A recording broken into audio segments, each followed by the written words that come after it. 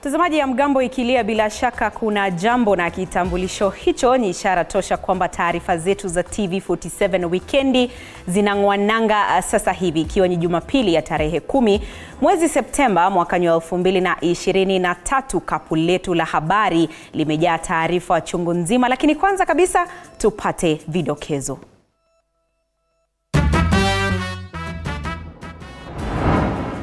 Rais Ruto akashifu siasa za kukwamisha maendeleo. Tunataka tuungane, tushirikiane, tuwe na mipango ambayo itatusaidia kubadilisha Kenya. Akitaka gavana wa Meru kutatua mzozo wa uongozi kaunti hiyo. Kinara wa Azimio Raila Odinga atishia kuandaa maandamano iwapo mazungumzo hayatafikia matakwa ya upinzani.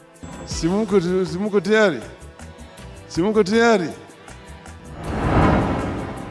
Na visa vya watu kujiua kwa kujitia kitanzi vyaripotiwa kuwa kero maeneo kadhaa nchini. Ndio yule kakaka kachukua pikipiki kumfuata, kamkosa, ndio basi ashaenda.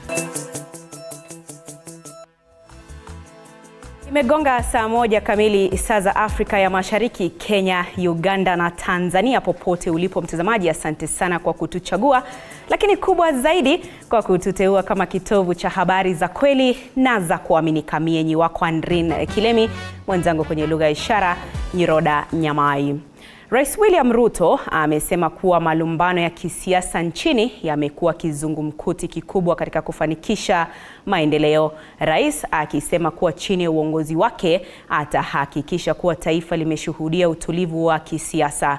Ili kutuliza joto uongozi katika kaunti ya Meru, Ruto amemtaka gavana Kawira Mwangaza kufanya mazungumzo na wawakilishi wadi na kutatua tofauti zozote zilizoko. Mwege William anatufungulia jamvi letu jioni ya leo.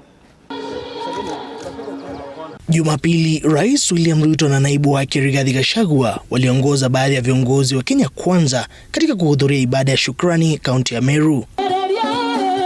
Ibada hii iliandaliwa eneo la Lari, ujumbe mkuu ukiwa uwiano wa taifa. Na ni katika muktadha huu ambapo Rais William Ruto alilazimika kujihusisha na siasa za Meru.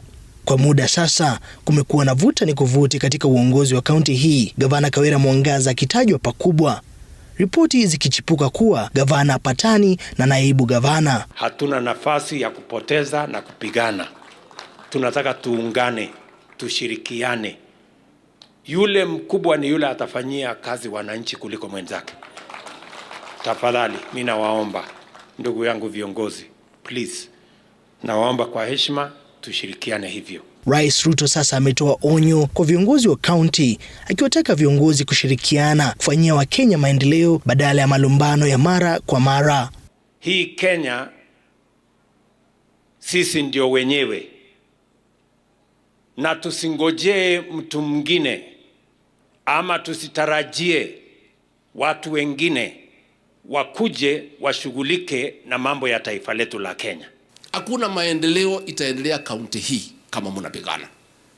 Mimi ningetaka kuchukua nafasi hii leo nikiwa hapa kanisani, niulize viongozi wetu wa Meru tuweke kaunti ya Meru mbele. Licha ya onyo la rais, viongozi wa Meru hawakukoma kurushiana cheche za maneno mbele ya rais, huku wakinyosheana kidole cha lawama. Meru County haitatekwa nyara na makatero 10 ambao wanafikiria Meru iko na shida. Sababu wewe ndiye gavana leo. Wewe kaeni chini na deputy gavana yako. Tafadhali tukubali, tuketi, hizo shida kidogo kidogo tutatue, tufanyie hii wa Meru kazi. Makosa ile iko ni kidogo na inaweza kurekebishwa. So tutarekebisha mahali iko kidogo, mahali kuna makosa kidogo turekebishane. Aidha, Rais William Ruto ametoa hakikisho kuwa ataingilia kati swala la uongozi wa Meru na kuhakikisha kuwa halitaathiri utendakazi na utoaji huduma kwa wakazi wa kaunti hii. Mwege William, TV47. Asante sana Moige William kwa uketo wa taarifa hiyo. Na kiongozi wa muungano wa Azimio la Umoja One Kenya Raila Odinga ametishia kurejea kwenye maandamano ya kuipinga serikali iwapo serikali ya Kenya Kwanza haitazingatia matakwa yaliyotolewa ya kamati ya pande mbili kuhusu masuala ya umuhimu wa kitaifa. Na kama anavyoarifu Mike Kagwongo, muungano wa Kenya Kwanza sasa umetaka ajenda ya majadiliano ya pande mbili kuhusu ukaguzi wa uchaguzi wa urais wa mwaka 2022 kutupiliwa mbali. Kiongozi wa Azimio la Umoja One Kenya Raila Odinga kwa mara nyingine ametishia kuhamasisha Wakenya dhidi ya serikali ya Kenya Kwanza kwa kurejelea maandamano iwapo mazungumzo ya pande mbili hayatazaa matunda kwa mara ya pili. Gladys Wanga, governor. Akizungumza katika kaunti ya Kisii mapema hii leo, waziri mkuu huyo wa zamani ameshikilia kuwa upinzani ulitoa viongozi wake kwa nia njema kwa manufaa ya mwananchi wa kawaida, na serikali ya Kenya Kwanza inafaa kuzingatia makubaliano ya awali kati ya pande hizo mbili. Tutawapatia nafasi waongee vizuri, tupate suluhu ya kudumu kwa mambo hii tuko nazo. Simuko tayari? Simuko tayari? Katika upande mwingine, naibu rais Rigathi Gachagua amepuuza ajenda ya kamati ya kitaifa ya mazungumzo inayofaa kurekebishwa ili kuondoa ukaguzi wa matokeo ya uchaguzi wa urais wa mwaka 2022. That, Your Excellency, we don't agree with, and we would like to ask that agenda to be dropped from those talks because there is no constitutional provision. The matter was concluded. The Supreme Court pronounced itself. Akizungumza katika ibada ya kanisa eneo la Lare, kaunti ya Meru, naibu rais amesema mahakama ya upeo ilikagua uchaguzi wa urais wa mwaka 2020. There is no constitutional provision for anybody to audit a general election. That audit was done by the Supreme Court. Agenda number 1 inaweza wekwa kama weather. Wakikutana wanaulizana leo kuna jua, kunakaa kunyesha na maneno kama hayo. Maneno ya uongozi wa Kenya, tuko na kiongozi na ni rais wetu.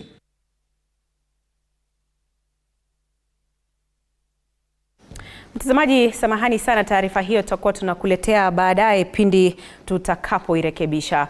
Lakini katika taarifa nyingine, mtazamaji, ni kwamba jamaa mmoja na mkewe wameripotiwa kufariki baada ya kupigwa na radi walipokuwa kwenye maombi na washiriki wa kanisa la African Divine Church ndani ya nyumba yao kijijini Musungu, eneo bunge la Malava, kaunti ya Kakamega. Wanajamii wa Musungu wakiongozwa na Luke Mulunda wanasema kuwa wawili hao walipigwa na radi wakati washiriki wa kanisa lao waliwatembelea kwa maombi. Ajabu ni kwamba shemeji ya marehemu Sara Musamali anasema huenda kifo cha wawili hao kilisababishwa na mmoja wa wanakijiji ambaye alikuwa amekataa na deni lao, huku kasisi wa kanisa hilo African Divine Timotheo Masinde akisema kabla ya vifo hivyo kanisa liliwaweka washirika hao kwenye maombi ya kuwapa uhai na kuwaondolea hali ngumu ya maisha. Mwakilishi wadi ya Shirugu katika eneo bunge la Malava, Mungai Peter,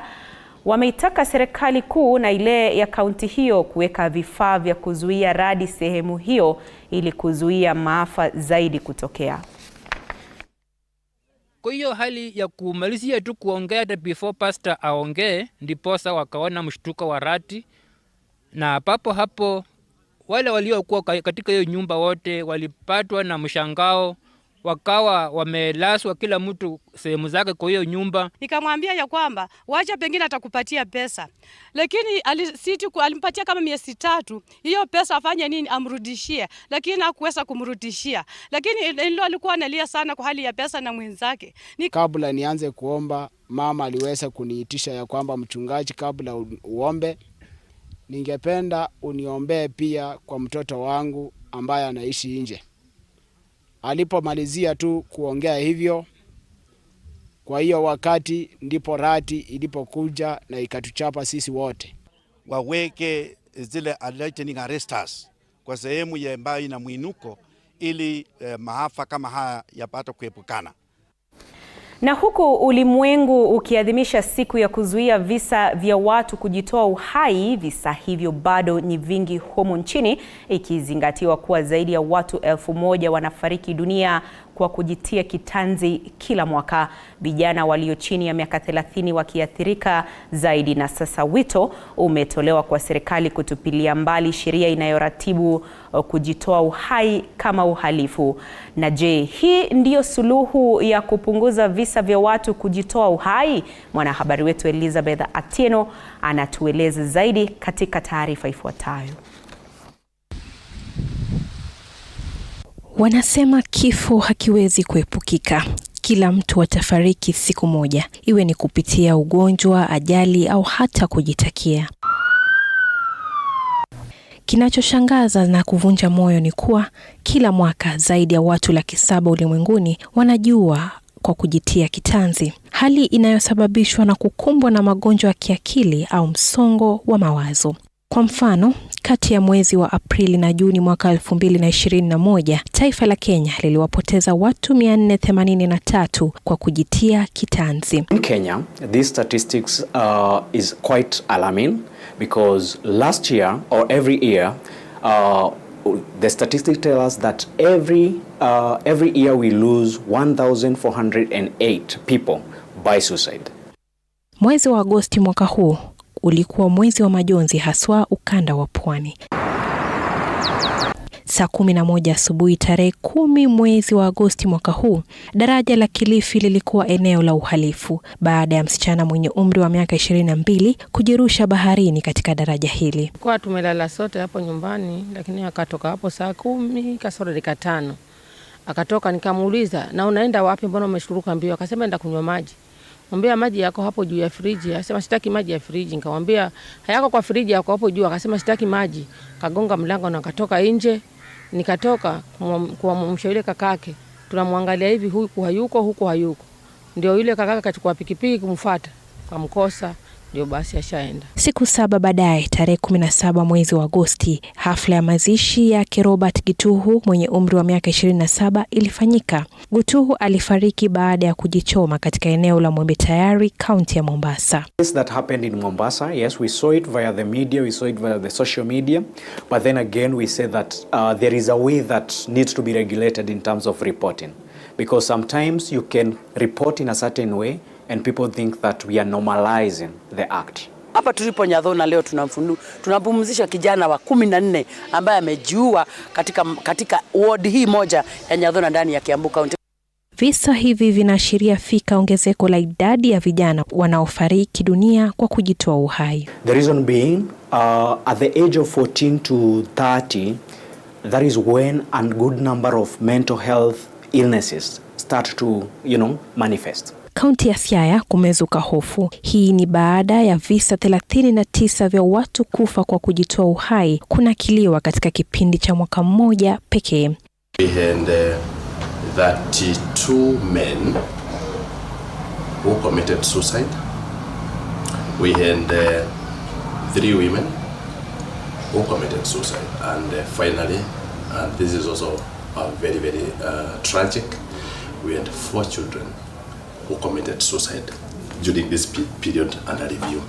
Wanaume wamesemekana kuathirika na visa vya kujitoa uhai, kwani ndio chanzo kuu cha vifo kwa wanaume walio chini ya miaka 45. Arthur Gishuru ni mwanasaikolojia katika hospitali ya Chiromo na sasa anatueleza sababu kuu. Men are more likely to commit suicide 3 times more than women. Why so? This is because men in most cases don't open up.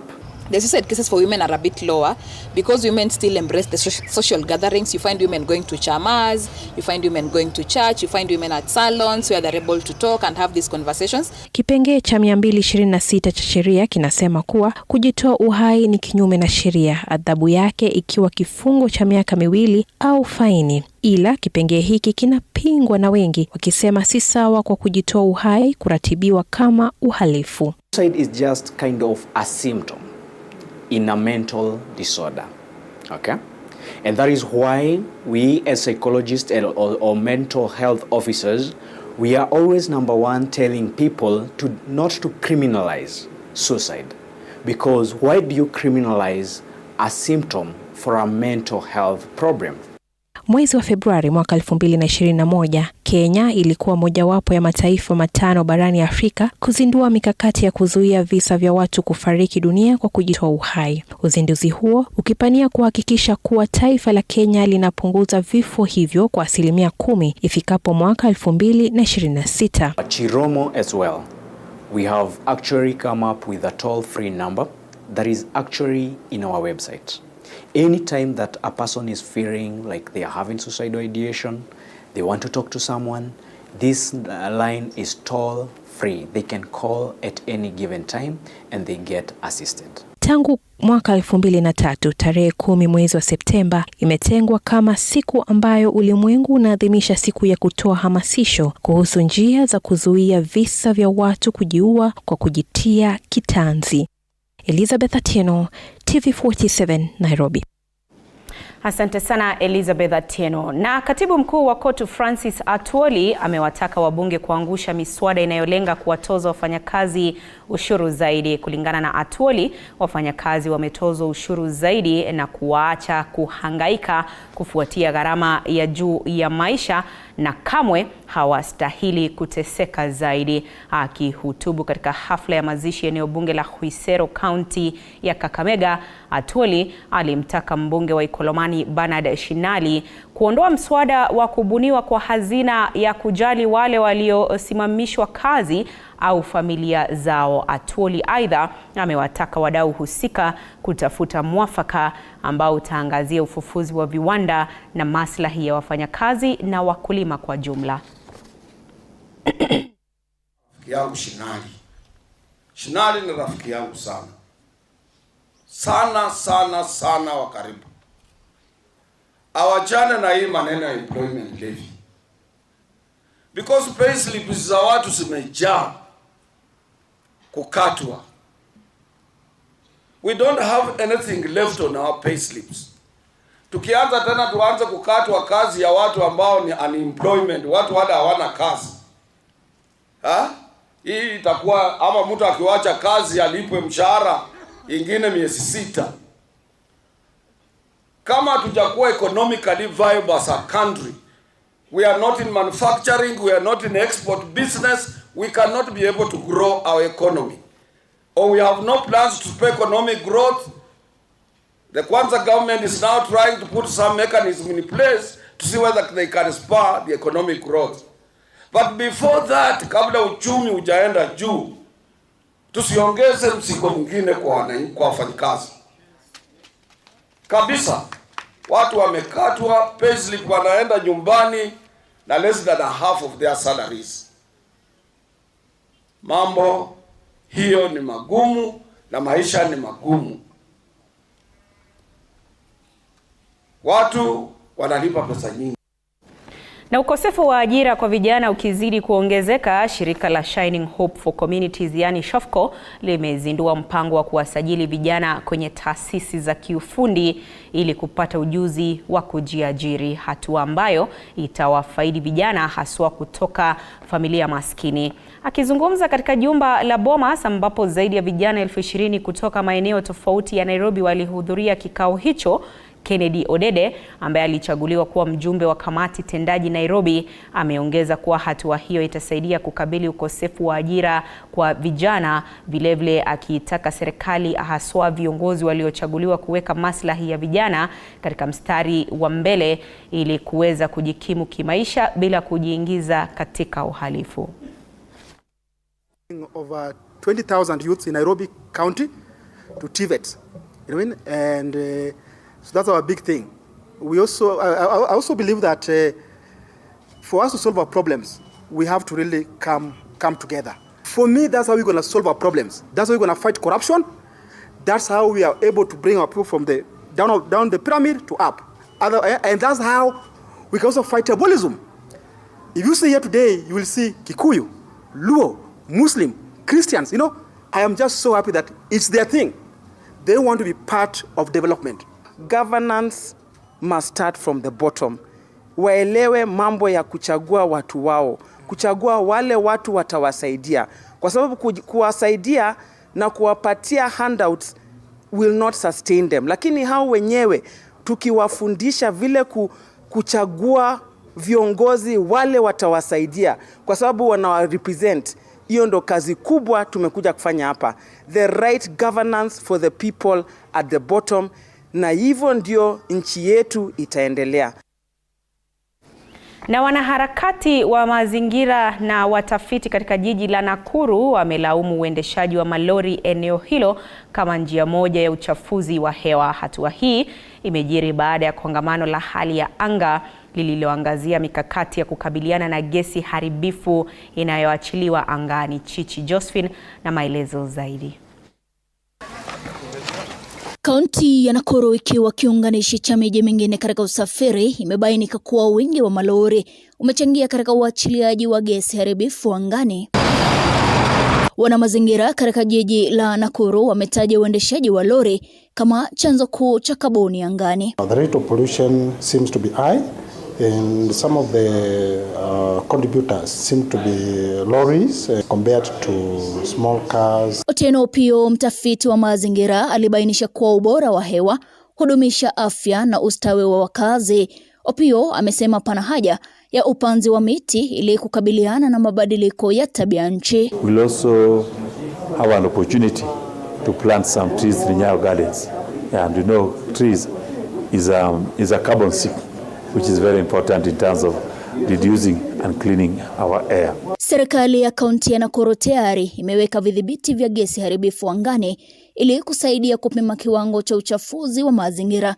Mkurugenzi wa mazingira wa kaunti ya Nakuru Grace Karanja anaeleza. With the Stockholm Institute and UNEP, we have been able to install 8-number air quality monitoring system in strategic positions, which will help us to guide us on the air quality within our city, and also will help us in the decision making on proper actions that will help us to combat those issues. Mkurugenzi wa huduma za utabiri wa hali ya hewa kaunti ya Nakuru Julius Kiama alisema wakazi katika maeneo kama Njoro, Molo, Rongai na Subukia huathirika na gesi inayoachiliwa na malori. A huge number also expresses interest in knowing more on the findings and what is happening in the environment, because when we caught some things like respiratory challenges and other breathing challenges affecting the community, they concur and they really confirm that it is true,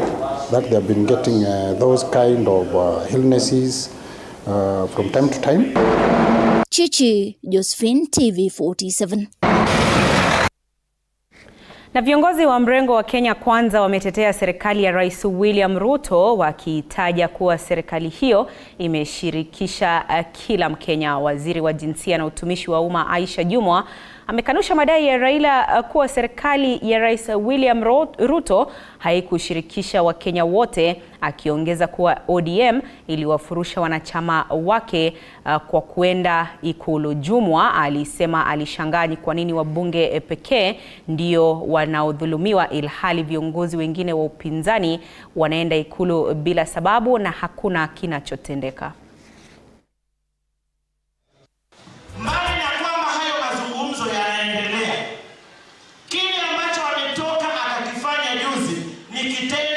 Cha kulaaniwa na kusema ni kitendo ambacho hakifanani na maneno yake, kwa sababu inclusivity haiwezi kuwa ni yeye tu kutaka kuingia ama kupenya katika serikali. Mimi kuwatia nguvu wale wenzangu ambao walikuwa expelled, nataka niwaambie milango ya neema na baraka imeanza kuwafungukia. William Ruto alifurushwa kwa chama, Aisha alifurushwa kwa chama, na wengine wamefurushwa kwa chama. Sasa msiwe na hofu. Tunataka asimame na ukweli, aseme anatakaje, kwa sababu hao dhambi yao waliofanya ni kuenda State House. Kaloto tulikuwa na yeye juzi tukipiga mpunga pale State House. Ashaitwa bado, si ndivyo? Magavana na Kinanyongo walikuwa State House, walishaitwa.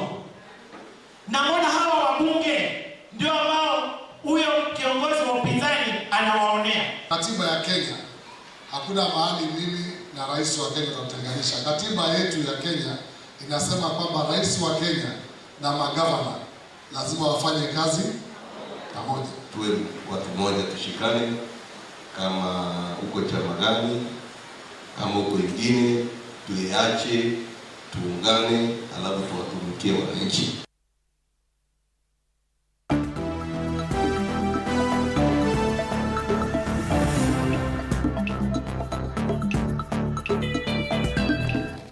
Sasa tudunde viwanjani. Klabu ya raga ya KCB Jumapili mchana ilitawazwa kama bingwa wa msururu wa mashindano ya raga nchini baada ya kuongoza jedwali ya mashindano hayo kwa pointi 93. KCB iliyoshinda makala ya Dallas Sevens na Christie Sevens ya mashindano hayo ilijinyakulia ushindi wa alama 24-0 dhidi ya Nakuru RFC kwenye robo finali ya makala ya Kabeberi Sevens ya mashindano hayo. Nafasi ya KCB kujinyakulia taji hilo iliimarika baada ya Kabras Sugar iliyoongoza jedwali ya mashindano hayo kwa pointi 92 ilipoteza mechi yake ya robo finali dhidi ya Menengai Oilers kwa alama 12-5.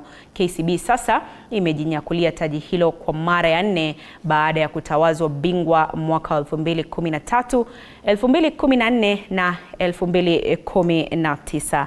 Mtazamaji, taarifa hiyo utakuwa unaipokea baada ya muda usiokuwa mrefu.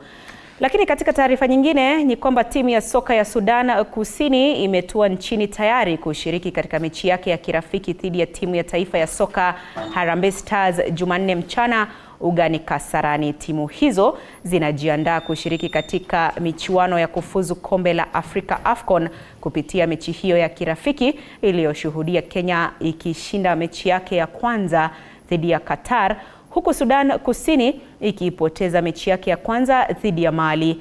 Akizungumza katika uwanja wa ndege wa JKIA, mshambuliaji wa Sudan Kusini Tito Okello alisema kuwa mechi hiyo ya kirafiki itawapa fursa ya kutambua makosa yao na kuyaboresha kabla ya kushiriki mechi ya kufuzu AFCON. Actually, it's a great feeling. You know, like we, the East African community, is always great feeling. We always feel at home wherever we are. This is like another exercise. We got some few lessons from Mali's game. We picked them, and now we are here to correct. Na chipukizi mashuhuri